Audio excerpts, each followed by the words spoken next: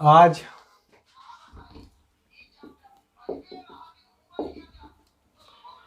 Numerical ख़त्म हो जाएंगे तो ये चैप्टर फिनिश है।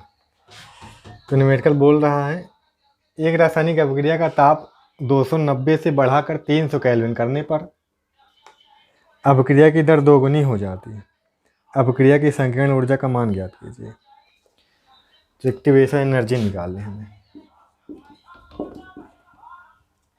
ठीक है, ये चीज़ें सवाल में ही दी हुई रखी हैं। अच्छा, आर का मान वैसे दिया है पर आपको रटा होना चाहिए।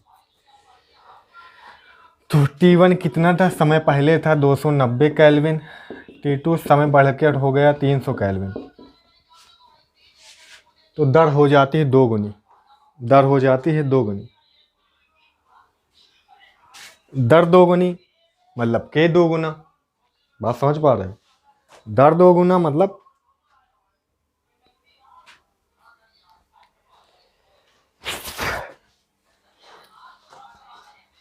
जब के बढ़ता है तो दर भी बढ़ती है। तो के समानुपाती होता है आर के, या फिर आर समानुपाती होता है के। ये दोगुना तो ये भी दोगुना। दर दोगुनी कह रहा है तो मतलब के दोगुना। तो पहले के रहा होगा K1, इस वाले टेम्परेचर के लिए K1 रहेगा। बात समझ पा रहे हो? K1 इस वाले के लिए K2 हो जाएगा। तो पहले अगर K था तो बाद में K2 हो जाएगा। K1 था तो बाद में 2K1 हो जाएगा। और बाद के लिए बाद के लिए हम मानते हैं K2, तो K2 जो होगा बराबर हो जाएगा किसके? 2K1 के। समझ लेना। जब T1 समय था तो क्या था? K1। T2 के लिए K2। समय बढ़ा दिए 10 केल्विन, 290 से 300 कर दिए, तब K2 हो गया। तो किसका दोगुना होगा? पहले के वाले का ही तो दोगुना होगा।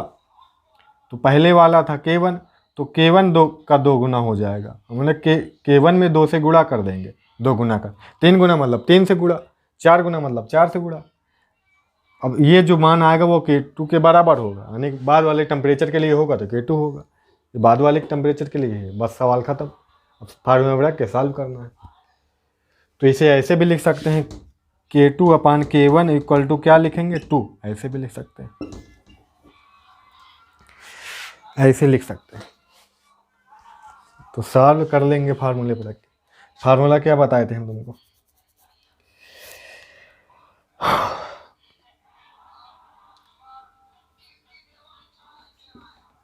log K2/K1, log K2/K1 equal to क्या होता था? EA/में 2.303 R ब्रेकेट में क्या होता था? T2 - T1 into T2 into T1। इसकी जगह पे क्या आ जाएगा? 2 आ जाएगा। तो log 2 EA फाइंड करना है। 2 पॉइंट इतना इतना इतना, R का मान इतना 8.314। T2 कितना है? T2 है 300 माइनस 290 में इन दोनों का गुणा 290 गुणे 200, 290 गुणे 300, 290 गुणे 300। इसको सॉल्व कर लेना।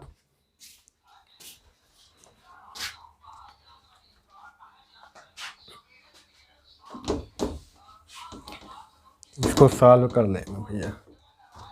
तो क्या हो जाएगा? log 2 का मान रख देंगे। EA को चाहे इधर ही रहने दो, बाकी सब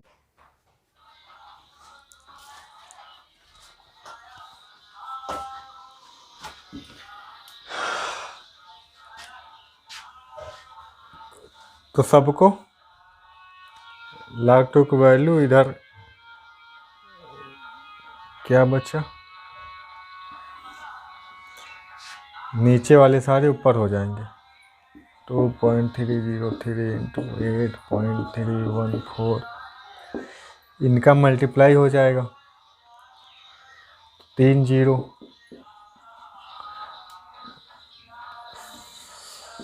87 बनेगा। 9 3 27, 3 6 2 8, यहाँ 10 बनेगा। हल कर लो इसको, इसका 0 ख़त्म कर दो, तो सॉल्व करोगे, इसे मल्टीप्लाई करोगे तो कितना आएगा? मल्टीप्लाई करने पर आएगा प्यारे 50 140.249, ये आएगा जूल प्रति मोल में। जूल प्रति मोल में, अगर तुमको किलो जूल प्रति मोल में बनाना है, किलो जूल प्रति मोल में, तो तुम 1000 से भाग लगाओगे। 1000 से भाग लगाओगे तो 3 अंक बाद दशमलव और खिसक जाएगा, तो 50.140 हो जाएगा। 3 ही डिजिट लिखनी बहुत है, आगे लिखने की ज़रूरत नहीं, यही हमारा आंसर हो जाएगा। ठीक है, तो ये क्वेश्चन का सॉल्यूशन हो गया। अगला क्वेश्चन, किसी अभिक्रिया की संकीर्ण ऊर्जा का मान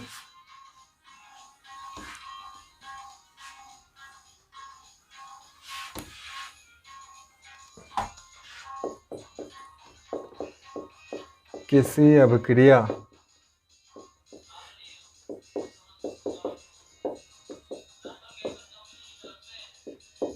सक्रियण ऊर्जा का मान,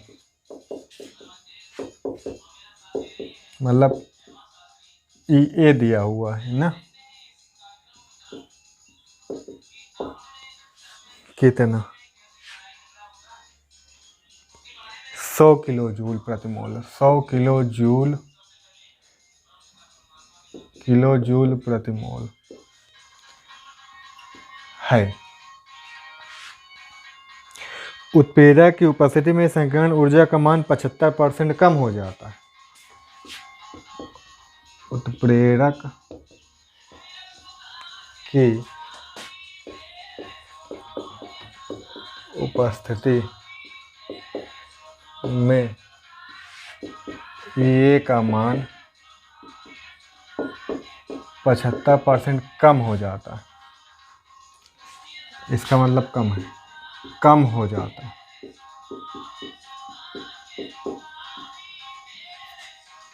फिर क्या होता है? 20 डिग्री सेल्सियस पर अपक्रिया के वेग स्थिरांक पर क्या प्रभाव पड़ेगा? 20 डिग्री सेल्सियस पर अपक्रिया के वेग स्थिरांक पर क्या प्रभाव पड़ेगा?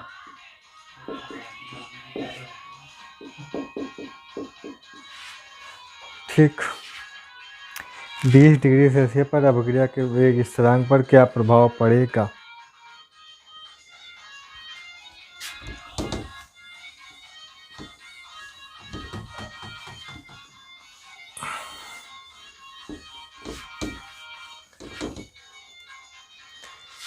तुम्हें ये फार्मूला बताया गया है K2/K1, E अपान में इतना इतना इतना, और इधर क्या होता था? समय अंतराल।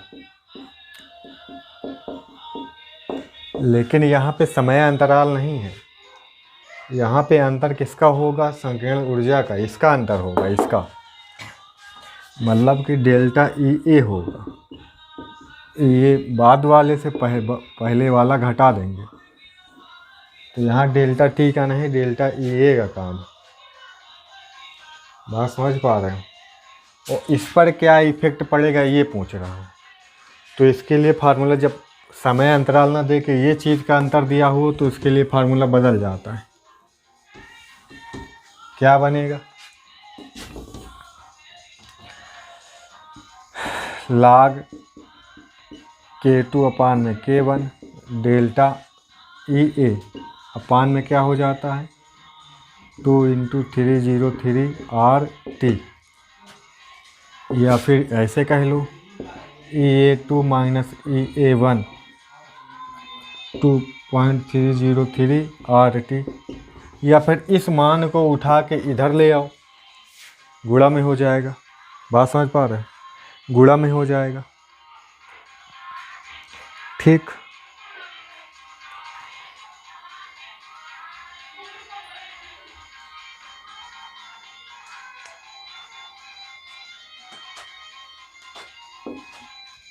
तो ये इस फार्मूले का यूज होने वाला है। अच्छा, यहाँ पे तो डेल्टा ई पता चल जाए, पहले डेल्टा ई पता चल जाए फिर सॉल्व कर लेंगे।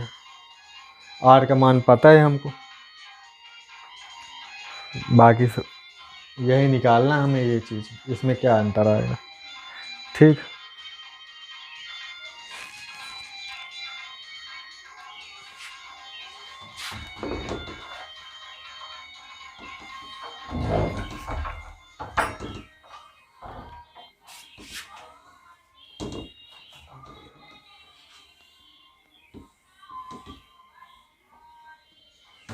पहले कितना था?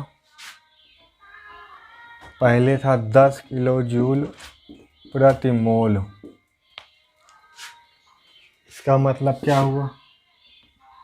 जूल प्रति मोल मतलब 1000 से गुणा हो जाएगा, यानी कि 10 की पावर 3 हो जाएगा। इतने जूल प्रति मोल। ये शुरुआत में था, मतलब कि ई था। तो E2 बाद में क्या बनेगा? 75% कम होने के बाद। 75% का मतलब क्या हुआ? अब हम तो भैया कई 75% कम हो रहा है, तो 75% मतलब 100/75। 100 में 75 कम हो जाएगा, 100 में 75 कम हो जाएगा, मतलब कि जो ये वैल्यू है ये पूरी 100 के बराबर है। ये वैल्यू जो है 100 के बराबर। अब 75 कम हो जाएगा तो बचेगा कितना? 25। 75 कम हो जाएगा, बचेगा कितना? तो इसकी तुलना हम कर लेंगे 100 से। और 25 की वैल्यू हमें चाहिए तो 25 निकाल लेंगे। और चाहे तो तुम अब जैसे तुम सीखो वैसे कर लो, इतने से मल्टीप्लाई करो, जितनी वैल्यू आए उतना इसने से घटाओ, तब वो मान आएगा।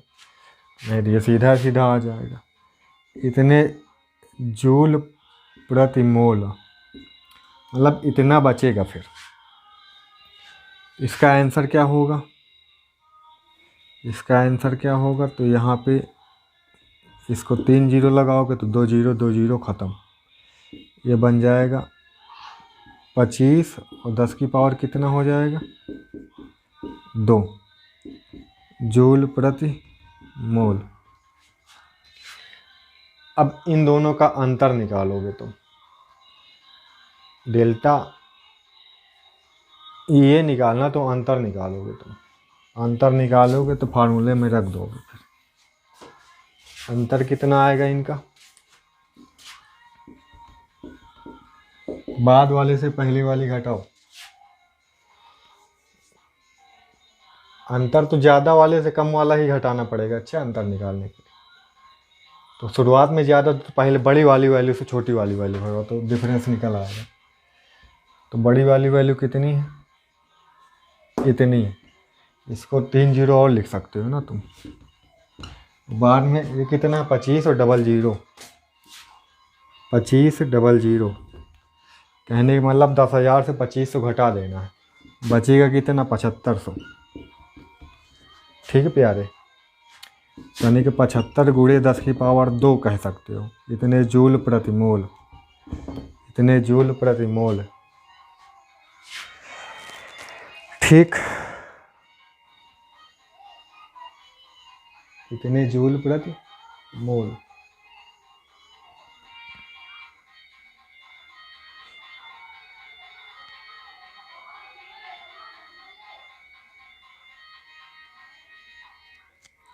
टेम्परेचर दे रखा 20 डिग्री सेल्सियस। तो केल्विन में टेम्परेचर हमें चाहिए, तो केल्विन बदलने के लिए क्या करोगे?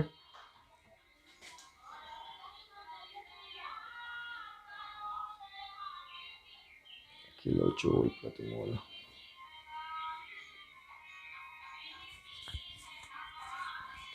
सौ किलो जूल। अच्छा चलो ठीक। क्या करोगे तुम?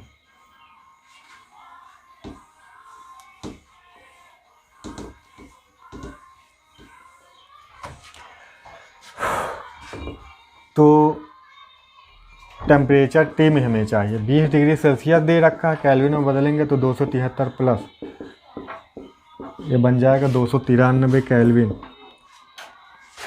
आर की वैल्यू तुमको मालूम है 8.314। जो फार्मूला बताओ उसमें रखो, अब हल कर लो तुम। ठीक, जो आएगा वो पूछ क्या रहा है, मतलब K2 क्या K1 का क्या होगा, कितने गुना होगा, यही चीज़ पूछ रहा है। समझ में आई बात। जो अगर लाग यहाँ पे हटाना रहेगा, लाग K2 अपान में K1 होगा, हमें सिर्फ ये चाहिए, तो लाग को इधर भेज दोगे तो एंटीलाग बन जाएगा, एंटीलाग सॉल्व कर लोगे तो एंटीलाग सॉल्व हो जाएगा। अब मेन काम इसमें इतना था। ठीक, फार्मूले में रखो सब। अब जो प्रभाव पड़ेगा K2 ये है, K1 ये है, इसका अनुपात जो भी आएगा, इसका अनुपात K2 अपान K1, और यहाँ पे लाग भेजोगे तो अपान में लाग हो जाएगा, और यहाँ पे मल्टीप्लाई में क्या रखोगे तुम प्यारे, यहाँ पे भी वैल्यू थी तो यहाँ पे 2.303 था, आर की वैल्यू रख दोगे तुम कितनी प्यारे 8.314 रख दोगे, टी की वैल्यू रख दोगे तुम 293 रख तो बचा क्या, ऊपर क्या था, यही था 25 × 10⁻²। अब इसे सॉल्व कर लोगे, तो इसे सॉल्व करोगे तो ये हो जाएगा एंटीलाग, तो एंटीलाग जो भी माना है इसका, एंटीलाग इतने की वैल्यू निकाल लोगे, बस वही आंसर हो जाएगा K2 अपान K1 का। बात समझ में आई क्या? कुछ नहीं। अगला क्वेश्चन,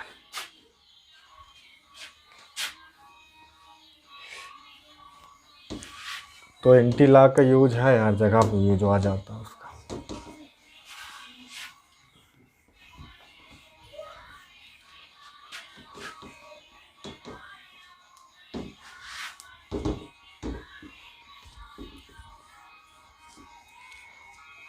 अगला क्वेश्चन फिर इसी तरह के क्वेश्चन है, ये उस पे रिलेटेड सवाल है ना, इफेक्ट ऑफ कैटालिस्ट के एक्टिवेशन एनर्जी में इफेक्ट का पड़ता है टेम्परेचर का। अगला क्वेश्चन देखो, अच्छा तुम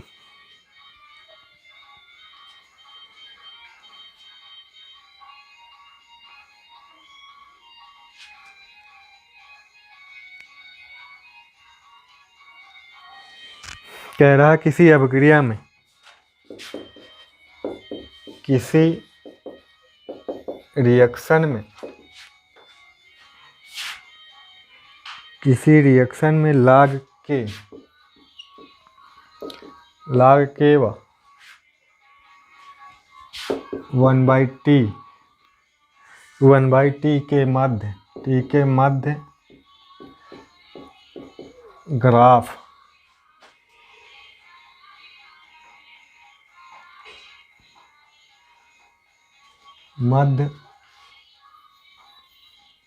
ग्राफ है कर लो। ग्राफ में ढाल जो है, ग्राफ में ढाल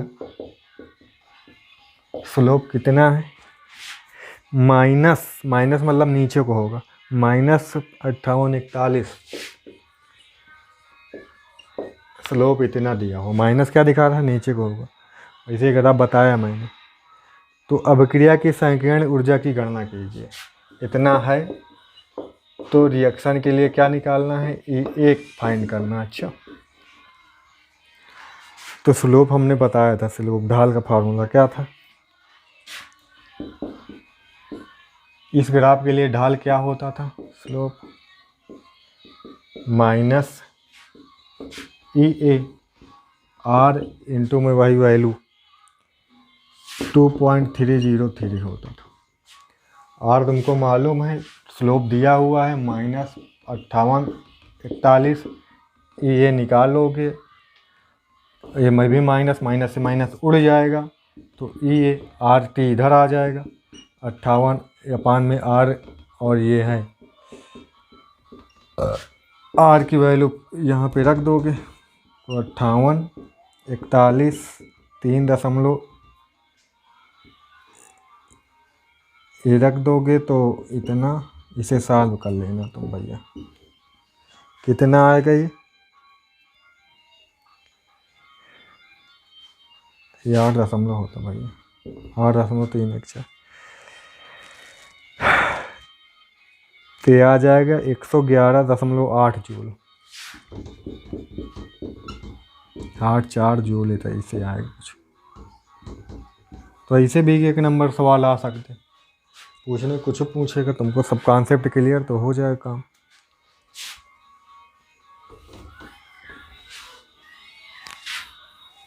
अगला क्वेश्चन,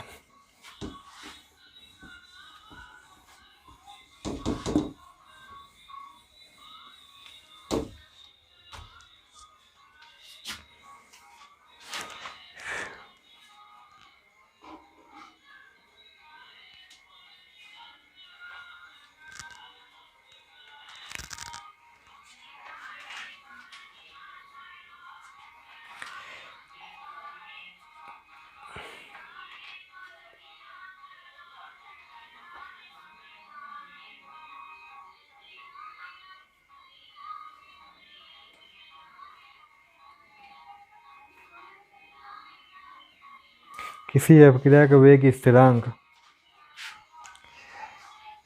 किसी अपक्रिया का वेग स्थिरांक, वेग स्थिरांक मतलब कि 327 डिग्री सेल्सियस पर कितना है, 2 × 10⁻⁻⁵ सेकेंड इनवर्स होगा। क्या इनवर्स है,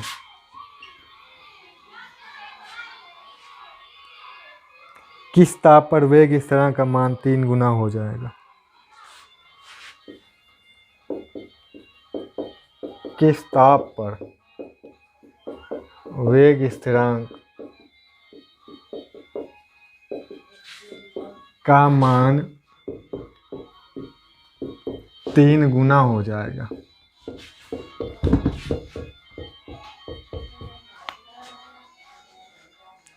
टेम्परेचर पूछ रहा है तुमसे और कुछ नहीं। ठीक प्यारे, 3 गुना हो जाएगा मतलब क्या हुआ, K2/K1 क्या हो जाएगा, 3 हो जाएगा। ठीक, मतलब जो दूसरा वेग स्थिरांक जो बाद का होना चाहिए वो पहले का 3 गुना होना चाहिए। ये चीज़ मैंने एक वीडियो में और समझाई थी। ठीक प्यारे, टेम्परेचर तुमको दे रखा है, तो वेग स्थिरांक का मान 3 गुना हो जाएगा। ठीक, तो K1 का मान दिया हो, के इतने ताप पर इतना है, तो K1 का मान दिए हैं, K2 का फिर निकाल लो, 3 से गुणा हो जाएगा इसमें, 3 × 2 × 3 और -5 6 × 10⁻⁻5। ठीक, अब क्या बचा, टेम्परेचर। टेम्परेचर तुम बाद वाले टेम्परेचर, पहले तो टेम्परेचर दिया हुआ है इतने टेम्परेचर के लिए, यानी K1 के लिए T1 दिया हुआ है, इसके लिए T1 दिया हुआ है कितना, 327 दिया हुआ है, 327 डिग्री सेल्सियस। केल्विन में बदलो प्यारे तो क्या करोगे, 273 ऐड कर दोगे, कितना बनेगा ये, 7 3 10 की 0, 1 कैरी, 3 2 10, 1 कैरी, 3 2 5 1 600 केल्विन बनेगा। T2 हमें निकालना है, T2 हमें निकालना है ना, और कुछ दिया है। हाँ, इस सवाल में संकीर्ण ऊर्जा का मान दे रखा है पहले से, क्योंकि उसके बिना तो होगा नहीं कुछ। 191.47, 191.47 किलो जूल प्रति मोल, ये क्वेश्चन में दे रखा है। सारी चीज़ें मिल गई, आर का वैल्यू तुम्हें पता है, इसमें दिया नहीं, तुमको रटा होना चाहिए, इतना रखो काम हो जाएगा तुम्हारा। ठीक है ना, फार्मूले में रखोगे तो log K2/K1 क्या है, 3 है। और संकीर्ण ऊर्जा इतनी है। इसको देखो यहाँ पे केल्विन में लेते हैं तो यहाँ पे जूल प्रति मोल में लेते हैं। ये कितने में दे रखी है, किलो जूल में, तो 1000 से गुणा हो जाएगा। 191.47 गुणे 3 10⁻3। इसे हम बदल लिए, अभी बदलना पड़ेगा ना। और पान में 2.003 गुणे आर कितना है, 8.314। और कितना बचा प्यारे, इधर क्या होता है, टेम्परेचर T2 माइनस T1। अब T2 नहीं दिया, T1 तो दिया रखा है ना, 600 अपान में T2 इंटू T1, तो T1 कितना है, 600 इंटू में T2। ये हो गया काम हमारा। ठीक, इसमें ब्रेकर लगाओ, इसमें मल्टीप्लाई लगा दो, ऐसे कोई दिक्कत नहीं। इसे सॉल्व करना, log 3 के वैल्यू रखो। ठीक है प्यारे, log 3 के वैल्यू रखो। T2 इधर कर लो, 191.47 गुणे 10⁻3 T2 माइनस 600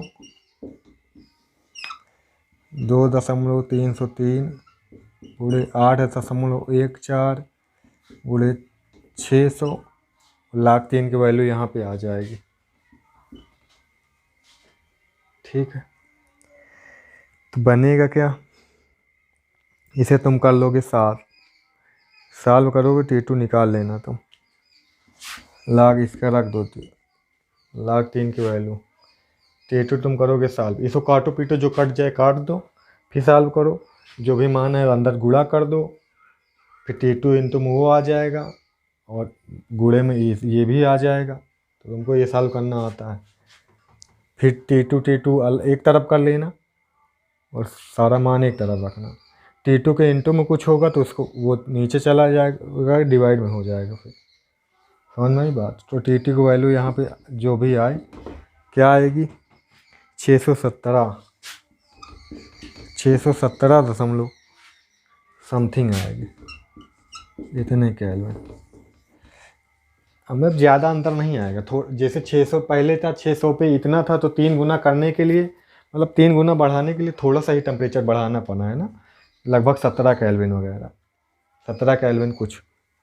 तो टेम्परेचर बढ़ाने पर वैसे भी वेग स्थिरांक बढ़ता है, वेग स्थिरांक बढ़ता है, इसलिए अब की दर भी बढ़ जाती। तो ये सवाल, इस तो संकीर्ण ऊर्जा पे इससे कठिन सवाल तो नहीं बनेगा फिलहाल, हर तरह का मैंने करा दिया। इसी तरह के सारे सवाल हैं। कभी क्या पूछेगा तो कभी क्या, तो कभी क्या।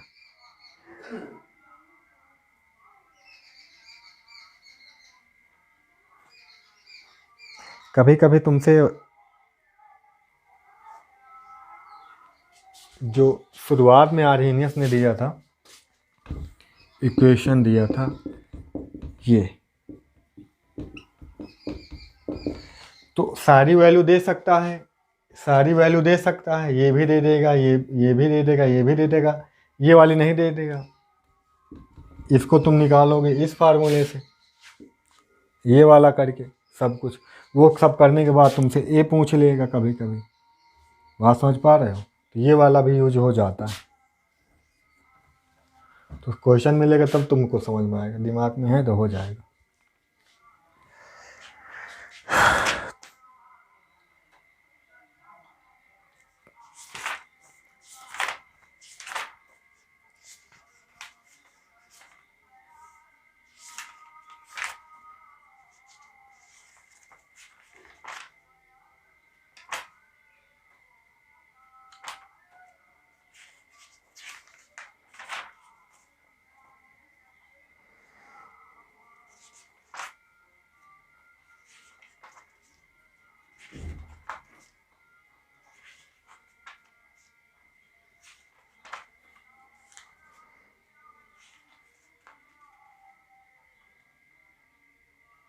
ए की वैल्यू पूछता है क्वेश्चन में, है कई सारे क्वेश्चन।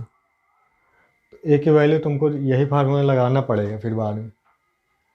कभी आर तो फिक्स है, टी तो टी हो सकता है, टी पूछ ले, जैसे यहाँ पे टी पूछा है, तो बाद में टेम्परेचर बढ़ाने पर इसकी वैल्यू पूछ ले 32 रखोगे, पहले टेम्परेचर के लिए पूछेगा T1 रखोगे, और फिक्स है के तुमको दिया रहेगा फार्मूले में, सेकेंड ऊर्जा निकालना पड़ेगा तो ये के निकल आएगा। मतलब पहले वो काम करवाएगा फिर इसमें करवाएगा, ये तुमसे पूछेगा।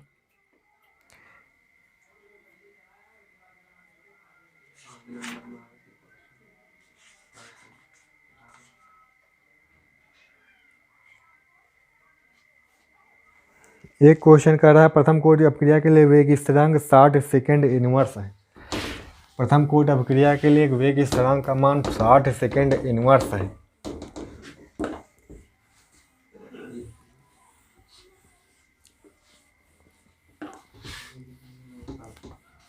साठ सेकेंड इनवर्स है।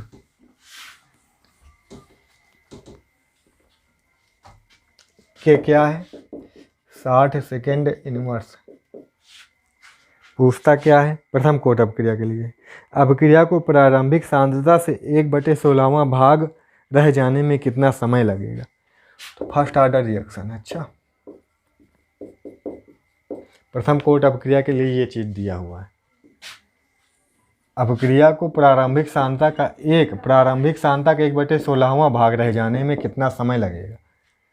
मतलब 1/16वां भाग रह जाए वो, तो पूरा कितना हो जाएगा? पूरा कितना हो जाएगा? 15/16। मतलब 16 था, मान लो 16 में से 15 पूरा हो जाएगा तो बचेगा कितना? 1। ठीक,